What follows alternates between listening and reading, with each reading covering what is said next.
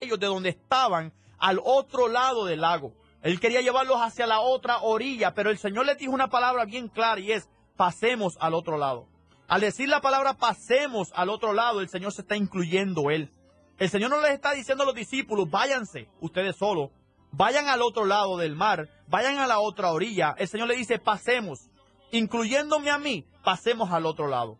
Pase lo que pase, estoy contigo. Y despidiendo a la multitud, cuando ya estaban ellos en la barca, dice que habían otras barcas con el Señor. Ahí el Señor no habla absolutamente nada de las otras barcas. ¿Sabe por qué?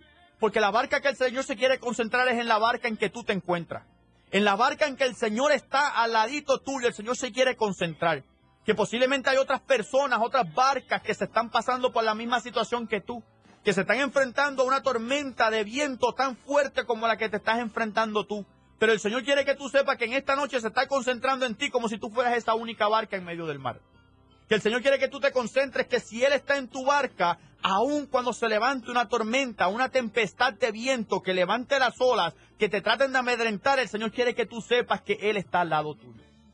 Posteriormente dice aquí que cuando se levantó esa tempestad de viento, las olas se levantaban de tal forma que parecía como que se iban a abnegar, como que se iban a hundir, como que se iban a ahogar, que la barca se iba a romper, se iba a destruir, y hasta ahí llegaron ellos. La palabra posteriormente dice que Jesús estaba durmiendo y le despertaron asustados diciendo, Maestro, ¿no tienes cuidado de que perecemos? Levantándose reprendió el viento y le dijo al mar, calla, enmudece. Yo quiero que tú leas este versículo en otra versión. Dice así en otra versión. Jesús estaba durmiendo sobre un cabezal en la popa. Ellos le despertaron y le dijeron, Maestro, ¿no te importa que perecemos? Después les dijo el Señor, ¿por qué sois tan miedosos? ¿Por qué no tenéis fe? Cuando uno lee ese versículo en otra versión, uno dice, wow, Señor, ellos te estaban diciendo a ti, Señor, no te importa que yo perezca, no te importa que yo me destruya, no te importa que este problema me está amenazando y me quiere destruir y que yo me vaya a morir, Señor. El Señor simplemente le dijo a los discípulos en ese mismo versículo, dice, ¿por qué sois tan miedosos? ¿Por qué no tenéis fe?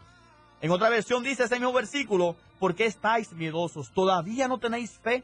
La palabra todavía me recuerda a mí que está diciéndole el Señor, me han visto sanar al enfermo, me han visto levantar a los muertos, me han visto echar fuera demonios, me han visto hacer tantas cosas y todavía dudan de que yo puedo hacer algo con esta tormenta.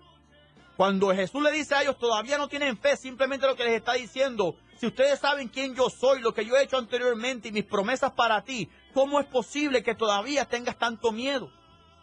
Posteriormente cuando dice el Señor que mandó a que el viento se callara y mandó que el mar enmudeciera, y dice que inmediatamente el viento cesó y se hizo grande bonanza.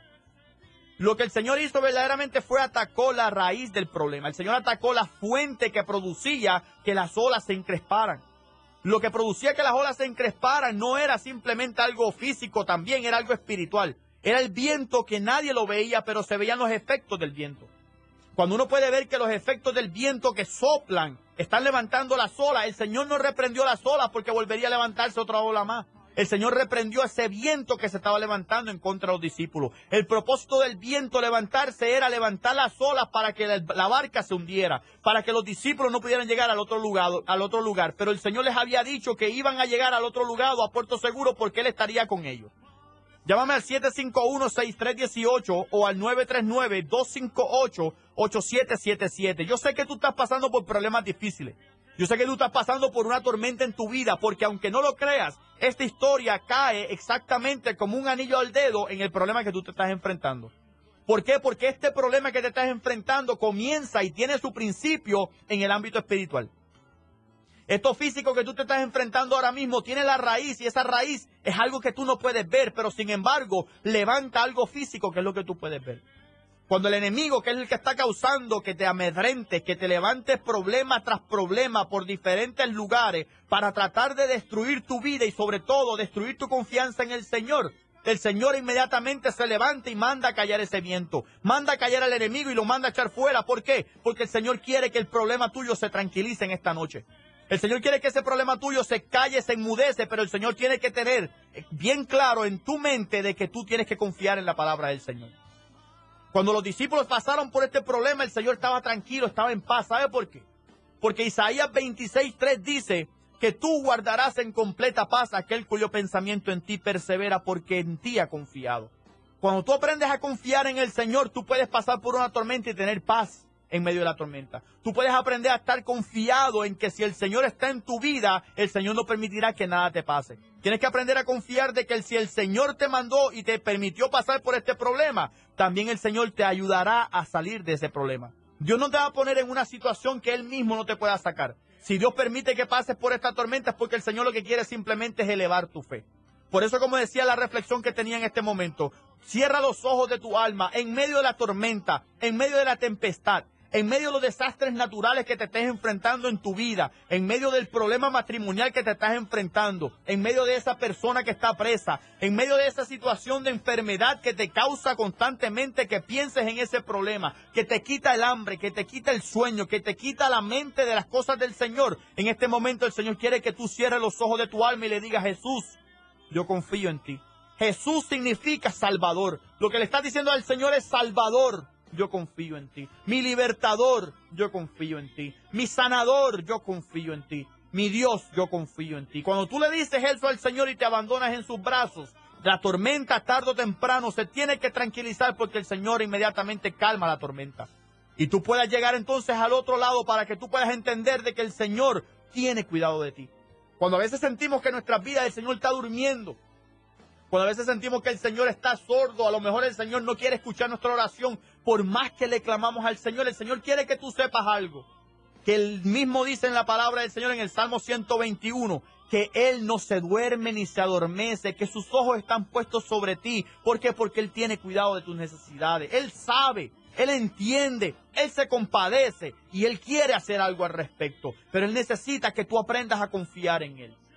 Hay una historia que lo voy a leer en este momento, y esa historia es acerca de un águila. Ese águila, yo quiero que ustedes entiendan la historia del águila. No voy a hablar acerca de la renovación del águila, no voy a hablar acerca de cómo se transforma y vuelve a vivir de 40 años más. Yo voy a hablar acerca del águila cuando se enfrenta a una tormenta. Muchas veces, constantemente, la Biblia nos compara a nosotros como esos águilas. ¿Por qué nos compara como esos águilas? Vamos a ver lo que la Biblia dice, como lo que esta historia, dice acerca del águila y la tormenta. Pero mientras tanto, llámame al 751-6318 o al 939-258-8777. Yo sé y yo entiendo tu problema.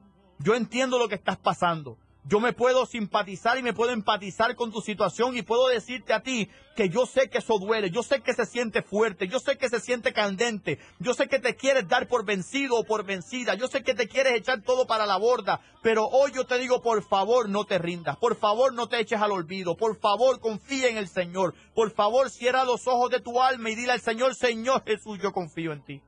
Jesús, yo me agarro de ti en esta noche. Señor, yo no sé cómo tú lo vas a hacer. Señor, yo no sé cuándo tú lo vas a hacer. Señor, pero aunque pase lo que pase, yo como quiera voy a confiar en ti. Aunque haya dinero en mi bolsillo, yo voy a confiar en ti. Aunque tenga un plato en la mesa, yo voy a confiar en ti. Aunque no tenga un plato en la mesa, con todo y eso, yo confiaré en ti. Cuando tú le dices eso al Señor, el Señor tiene que simplemente quedarse con la boca abierta y decir: wow, que tú hiciste qué, que tú confiaste en mí, que nada te conmovió, que nada te movió, que tú aprendiste a verdaderamente confiar en tu Señor. Yo no puedo hacer nada más que bendecirte a ti en esta noche. Y el Señor quiere bendecirte en esta noche. El Señor quiere abrir la ventana de los cielos y derramar esa bendición para ti hasta que sobreabunde. ¿Sabías que un águila sabe cuándo una tormenta se acerca mucho antes de que empiece? El águila volará a un sitio para esperar los vientos que vendrán. Cuando llegue la tormenta, extiende sus alas para que el viento las agarre y le lleve por encima de la tormenta. Mientras que la tormenta esté destrozando abajo, el águila vuela por encima de ella. El águila no se escapa de la tormenta, simplemente usa la tormenta para levantarse más alto. Se levanta por los vientos que trae la tormenta. Cuando la tormenta de la vida nos vienen, y todos nosotros vamos a pasar por ello, podemos levantarnos por encima poniendo nuestras mentes y nuestra fe en Dios. Las tormentas no tienen que pasar sobre nosotros. Podemos dejar que el poder de Dios nos levante por encima de ellas. Dios nos permite ir con el viento de la tormenta que trae enfermedad, tragedia y demás cosas en nuestras vidas. Podemos volar sobre la tormenta. Recuerda, no son los pesos de la vida que nos llevan hacia abajo, sino el cómo los manejamos. La palabra del Señor dice en Isaías 40, del 29 al 31, dice que los muchachos se fatigan y se cansan, los jóvenes flaquean y caen, pero los que esperan a Jehová tendrán nueva fuerza.